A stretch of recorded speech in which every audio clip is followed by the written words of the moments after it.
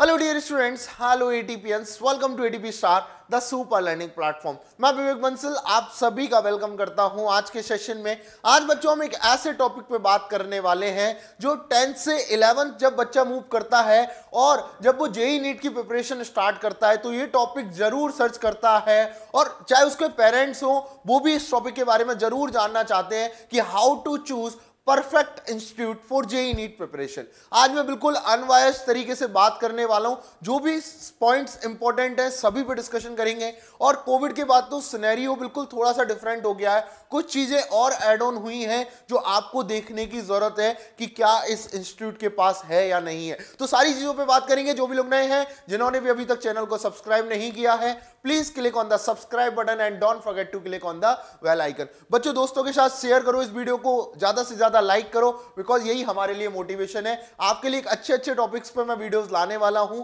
तो आज का टॉपिक जो मैंने लिया है वो है how to choose perfect institute for JEE NEET preparation.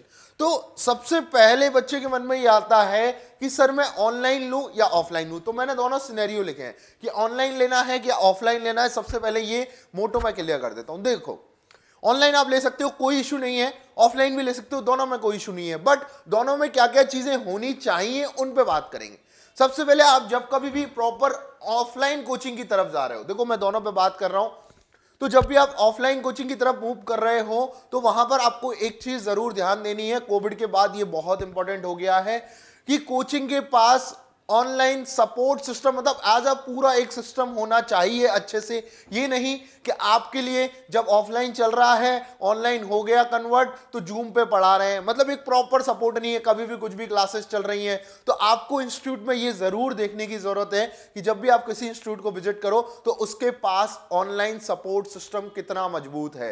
Because वहां पर बच्चों आपको क्या होगा कि जैसे ही अगर गवर्नमेंट की तरफ से अनाउंस होता है कि भाई अभी ऑनलाइन चलेगा, तो वहां पर क्या होता है कि आपको हैंड टू हैंड ऑनलाइन की तरफ कन्वर्ट कर दिया जाता है और आपकी स्टडीज बिल्कुल भी खराब नहीं होती है। जैसे अगर मैं बात करूं, एक सपोज करो, आपको एक एग्जांपल लेता हूं कि आपकी सपोज करो आप बीमार पड़ गए, ठीक है, 4 से 5 डेज आप बीमार पड़ गए, आप ऑफलाइन सिस्टम में पढ़ रहे हो पर आप 4 से 5 डेज बीमार पड़ गए और आप क्लासेस अटेंड नहीं कर पाए। तो एक बात मुझे बताओ, आप कैसे कवर करोगे उसको? आप जाओगे ऑफलाइन में, जाओगे डाउट काउंटर पे जाओगे, नहीं हो पाया कवर, तो ये तो आपका लॉस हो गया 5 डेज का। इसका एक सबसे बेनिफिशियल सिस्टम ये है कि आपका जो, जैसे मैं अभी पढ़ा रहा हूं, जैसे मेरा अभी रिकॉर्ड हो रहा है, और अगर मैं आपको बोलूं कि जो आपकी क्लासरूम क्लासेस चल रही हैं उन्हीं में एक प्रॉपर ऑनलाइन सिस्टम लगा दिया जाए और वो लाइव भी चलता रहे, तो ऐसे बहुत सारे इंस्टीट्यूट्स हैं। और ऐसा एक परफेक्ट इंस्टीट्यूट भी मैं आपको बताऊंगा लास्ट में।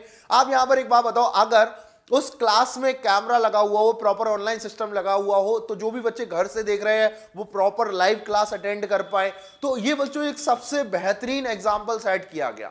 तो यहां पर बच्चे का लॉस भी नहीं हुआ कि भाई आप बीमार हो, कोई दिक्कत नहीं है, आप घर से बैठ के देखो, ठीक है। तो यहां पर आप जब भी ऑनलाइन कोचिंग की तरफ, ऑफलाइन कोचिंग की तरफ जा रहे हो तो ये चीज जरूर देखो कि उसके पास लाइव सपोर्ट सिस्टम है या नहीं है। तो ये वाली बात सबसे मेन इंपॉर्टेंट बात है, ठीक है। तो यहां पर आपको बात समझ में आई ऑफलाइन को लेके, ठीक है। ऑफलाइन में जब आप जाओ तो वहां पर बच्चों, हम ऑफलाइन में आप देखो कि वहां पर टीचर सपोर्ट सिस्टम कैसा है। टीचर सपोर्ट सिस्टम की अगर मैं बात करूं तो वहां पर टीचर्स के साथ बच्चों का कनेक्शन कैसा है। ये मतलब देखो, हार्डली अगर कोई चाइल्ड की प्रिपरेशन में टीचर मैटर 20 से 30% करता है, 70% तो खुद चाइल्ड करता है, ठीक है। तो अगर पेरेंट्स भी बच्चों ये वीडियो देख रहे हैं तो पेरेंट्स को भी मैं एक बात बोलना चाहूंगा कि आपको टीचर्स के बिहेवियर को जानने की जरूरत है। अगर कोई टीचर, एक बात बताओ, डायरेक्टली बच्चों को, अगर मैं ऐसा कोई बिहेवियर टीचर के अंदर हो, ये तुमको इतना सा नहीं आता, तो बच्चों को डीमोरलाइजिंग बिहेवियर टीचर के अंदर नहीं होना चाहिए। बच्चों को मोटिवेट करने वाला बिहेवियर टीचर के अंदर होना चाहिए। तो ये थोड़ा एक, क्योंकि जेईई नीट में बच्चे को हमेशा मोटिवेट रहना बहुत जरूरी है। तो टीचर्स कैसे होने चाहिए? एक हमेशा मोटिवेटिंग टीचर्स होने चाहिए, डीमोरलाइजिंग नहीं होने चाहिए। ये बच्चों बात जरूर देखना चाहिए।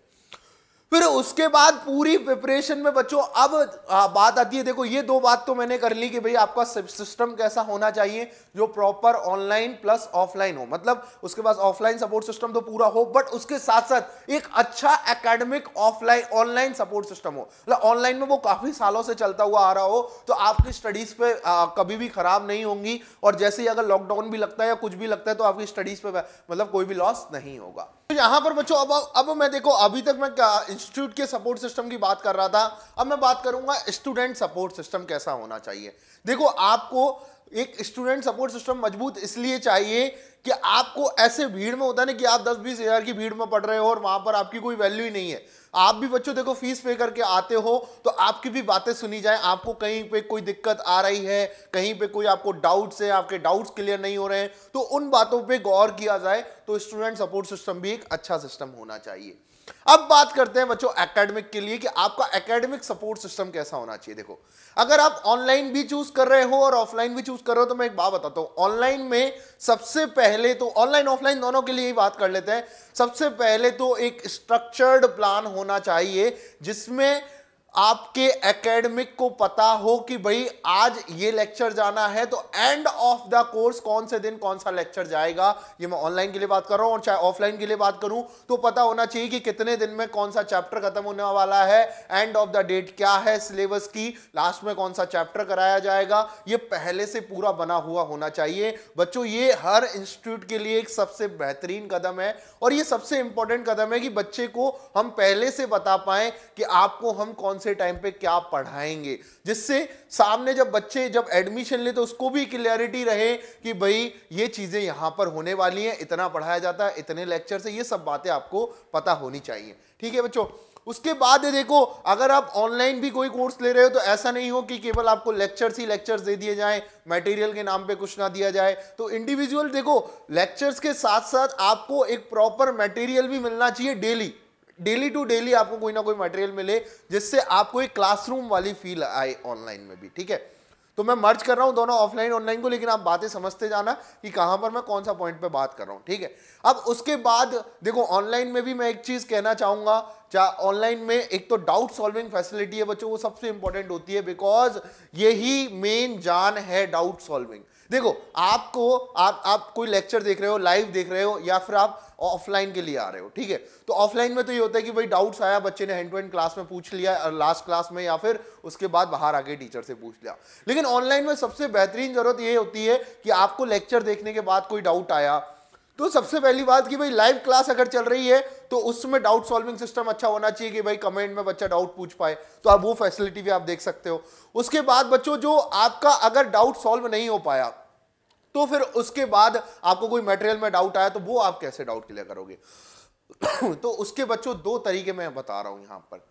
फैसिलिटी कैसी होनी चाहिए कि भाई या तो उसके मतलब आपके पास टेक्स्ट सॉल्यूशन अवेलेबल हो कि बच्चे ने वहां से देख लिया, ठीक है, या फिर बच्चे के पास जो टीचर उन्हें पढ़ा रहा है वही टीचर उन डाउट को सॉल्व करे। ये फैसिलिटी बच्चों जिस भी इंस्टीट्यूट के पास हो वो बहुत ही अच्छा इंस्टीट्यूट माना जाता है, क्योंकि आपका टीचर के साथ कनेक्शन अच्छा होगा। ठीक है, पहली बात तो जो टीचर आपको पढ़ा रहा है, जिसके लेक्चर्स आपको मिल रहे हैं, वही टीचर आपके डाउट क्लियर कर रहा है, तो आपका मतलब आपका टीचर के साथ बॉन्ड अच्छा होगा। टीचर समझ पाएगा कि आप गलतियां कहां करते हो, कौन से टाइप के क्वेश्चन पूछते हो। तो ये चीज बच्चों बहुत इंपॉर्टेंट है किसी भी इंस्टीट्यूट के लिए। समझ गए आप। इन सब बातों के बाद बच्चों सबसे इंपॉर्टेंट है टेस्ट। रेगुलर टेस्ट आपके लिए जा रहे हैं या नहीं लिए जा रहे हैं, और टेस्ट भी बिल्कुल रिलीवेंट टेस्ट होने चाहिए। ऐसा नहीं है कि कहीं से कुछ भी पूछ रहा है इंस्टीट्यूट। तो ये चीज जरूर देखो कि टेस्ट सीरीज कैसी है उस इंस्टीट्यूट की। तो टेस्ट सीरीज भी बच्चों एक बहुत इंपॉर्टेंट सिनेरियो रखता है किसी भी इंस्टीट्यूट के लिए या किसी भी बच्चे की प्रिपरेशन के लिए। उसके बाद बच्चों अब हम बात करेंगे सबसे इंपॉर्टेंट 2 पॉइंट पर, और ये 2 पॉइंट बच्चों होने वाले हैं अपने मेंटरशिप एंड मॉनिटरिंग। चाहे ऑफलाइन हो चाहे ऑनलाइन हो, सबसे इंपॉर्टेंट कदम होता है ये। देखो, आप एक बार बताओ, आप किसी बड़े बैच में पढ़ रहे हो, आपका कोई नाम नहीं है, आप पढ़ते रहे, ठीक है। अब एक बात बताओ, आप कहीं पे लैग कर रहे हो, आपका स्कोर लैग कर रहा है, ठीक है। अब उसमें अगर टीचर आपको मॉनिटर नहीं कर रहा, मेंटर नहीं कर रहा, तो कैसे आपकी उस प्रिपरेशन को बूस्ट अप किया जाएगा। तो कभी भी आप कोई इंस्टीट्यूट सेलेक्ट करो तो पहले देखो कि उसमें मेंटरशिप एंड मॉनिटरिंग कैसी है, कि क्या बच्चों को मेंटर किया जाता है, क्या बच्चों को मॉनिटर किया जाता है। देखो, दोनों में डिफरेंस है। मॉनिटरिंग क्या होती है कि हर टेस्ट के बाद स्कोर को एनालाइज किया जाए कि वो कहां पर लैग कर रहा है, ठीक है। और मेंटरशिप क्या होती है कि अब उसको मॉनिटर कर लिया तो अब उसे मेंटर करें कि भाई कहां पर लैग कर रहे हो, तो आपको कौन से स्टेप्स अब उठाने, किस चैप्टर में आपको क्या मेहनत करनी है, ये वाली चीज बच्चों बहुत इंपॉर्टेंट है। तो यहां पर किसी भी इंस्टीट्यूट को सेलेक्ट करने से पहले आप ये देखो कि मेंटरशिप एंड मॉनिटरिंग आपको कितनी मिल रही है, क्या मिल रहा है। अब लास्ट पॉइंट पे आते हैं। देखो बच्चों, रिजल्ट्स पे पहले पता कर लो इंस्टीट्यूट के रिजल्ट्स कैसे हैं, क्या वो कैसी रैंक्स दे रहा है। रिजल्ट्स में भी आपको पता करना होगा कि भाई कितने रेशियो ऑफ सिलेक्शंस है, कि ऐसा तो नहीं है कि 10,000 स्टूडेंट्स में 20 स्टूडेंट का सिलेक्शन दे रहा है, कई इंस्टीट्यूट्स में ऐसा भी होता है। तो आप पहले देखो कि भाई रेशियो क्या है, तो रेशियो देखो और फिर उसके बाद बच्चों रिजल्ट पे मैटर करता है, रिजल्ट पे हल्का फुल्का मैटर करता है।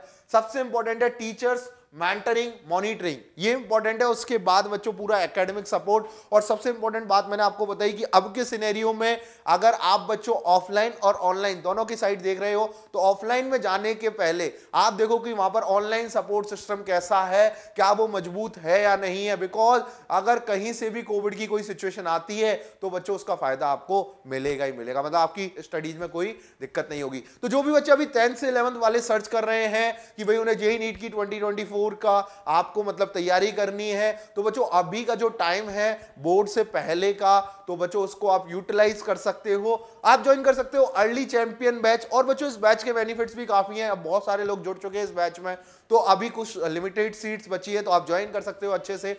और इस बैच की खासियत यह है कि हम आपको 10 से 11 का जो गैप पेज है उसको फिलिंग करने में आपकी हेल्प करेंगे, कि आपको आगे जब 11 में आप मूव करो तो आपको जो स्टार्टिंग के 2 से ढाई महीने हर बच्चा खराब कर देता है एक सिलेबस को मजबूत करने में, सिलेबस के साथ एक जूझने में, वो आपके साथ सिचुएशन नहीं बनेगी। आप पहले से ही उतना पढ़ के जाओगे कि जब आप 11 में जाओगे तो आपको हर चीजें मतलब पढ़ी पढ़ाई सी लगेंगी। तो इस बैच को ज्वाइन कर सकते हो, डिस्क्रिप्शन में लिंक गिवन है, डिस्क्रिप्शन में फॉर्म गिवन है, उसको फिल कर सकते हो, हमारी टीम आपको कांटेक्ट करेगी। और जो भी आपकी क्यूरीज हैं आप हमें बता सकते हो।